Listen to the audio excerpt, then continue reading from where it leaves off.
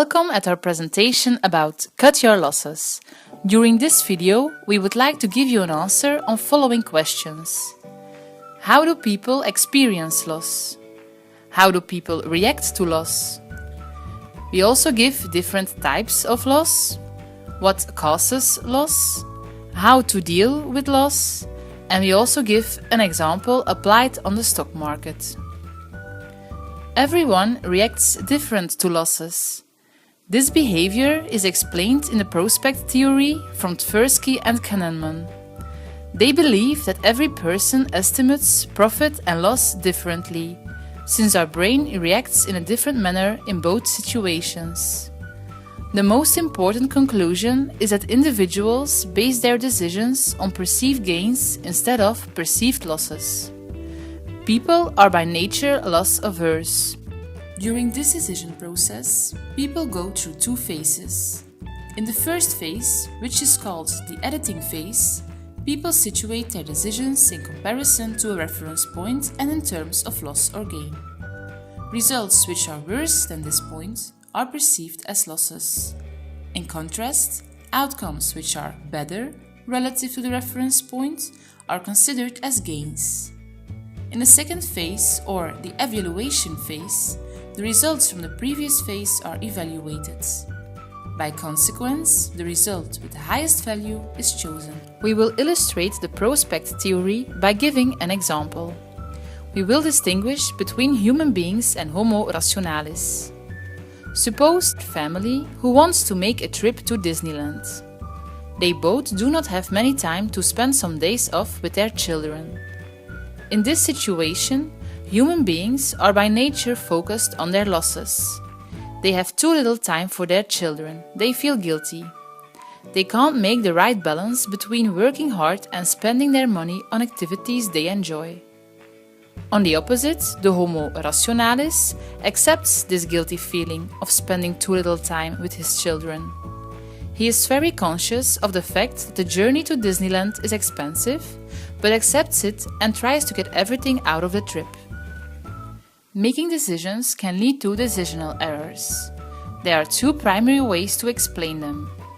First of all, you, as an individual, can lack the ability and desire to search for input information and alternatives. Here we speak of intrapersonal elements.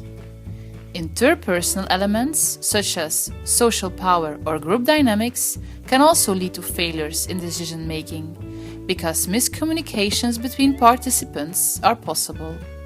We can distinguish three possible fundamental losses. First, material losses, for example, loss of property rights. If you make decisions, you put some own values in it. This leads to the second form of losses, namely, loss of reputation. The third option are losses originating from efforts and investments. These losses lie on the basis of the escalation of commitment. Now, the concept escalation of commitment, what is exactly meant with it?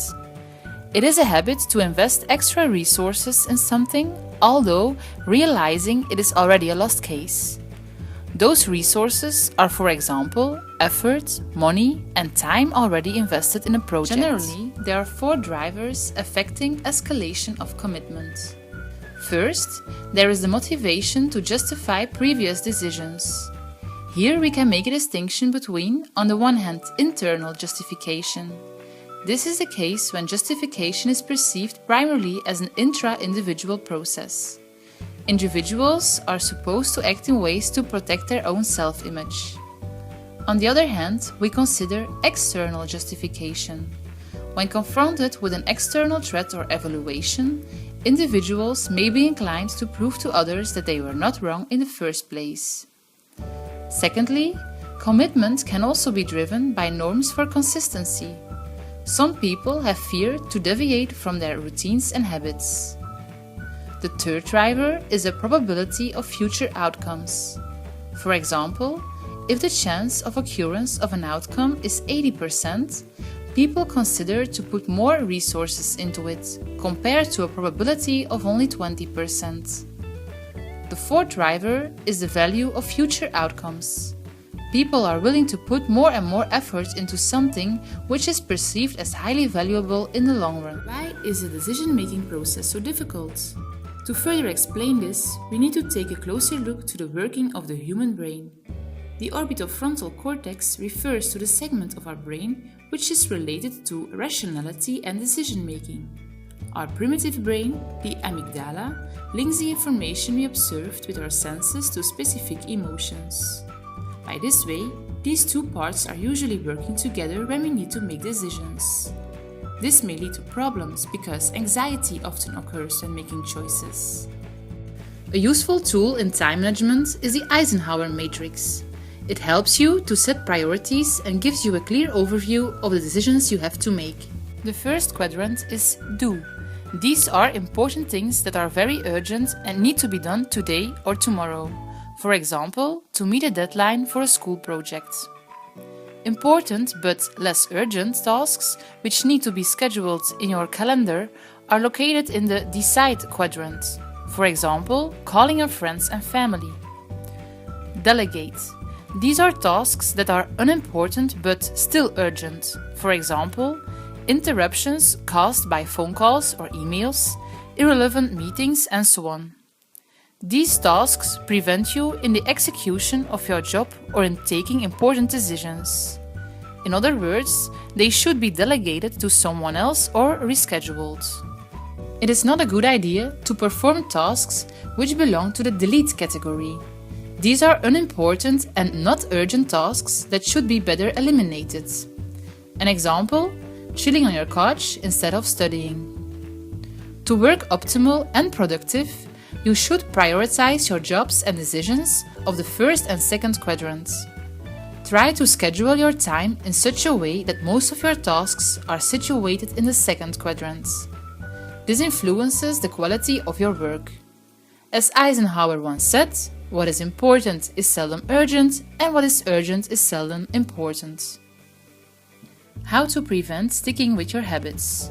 First, ask yourself why your final decision is important, what you can do to accept what has happened, and how to move on.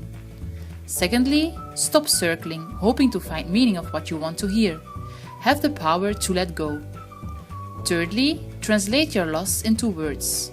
Try to write down how you feel and what makes you feel that way. Fourthly, what really matters? Go back to the fundamentals. Finally, shut down and reconnect.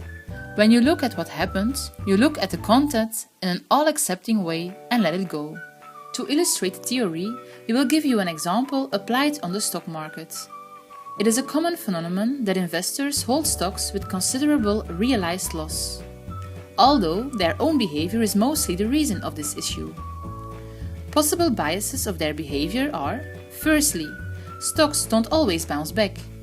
Even knowing that the stock market will go up, investors still believe or even hope that their stock will bounce back someday. Secondly, investors are reluctant to admit their failures. Investors tend to sell their stocks only if the stock recurs to its purchase price after a drop. In this way, they believe that they will achieve a break-even point and did a good job. Unfortunately, once the stock suffers a loss, it will often continue to drop. Thirdly, neglect. Investors tend to neglect their stock portfolios when stocks are decreasing in value or holding steady. They should try to get rid of them instead, because, meanwhile, these stock portfolios will grow out of control. Now we will give you some tips on how to prevent the biases mentioned above. Firstly, comprehensive investment strategy. Write a comprehensive investment strategy that sets up guidelines for purchasing and selling stocks. This will protect you from the last bias mentioned in the section before. Additionally, this strategy also imposes requirements when to sell or buy stocks and at which price. Secondly, set stop losses. A stop loss is a kind of order which you can automatically buy or sell once it reaches a certain value. By this way, losses can be avoided because you no longer let your emotions take control over you. Our final advice we would like to share with you: cut your losses before they cut you.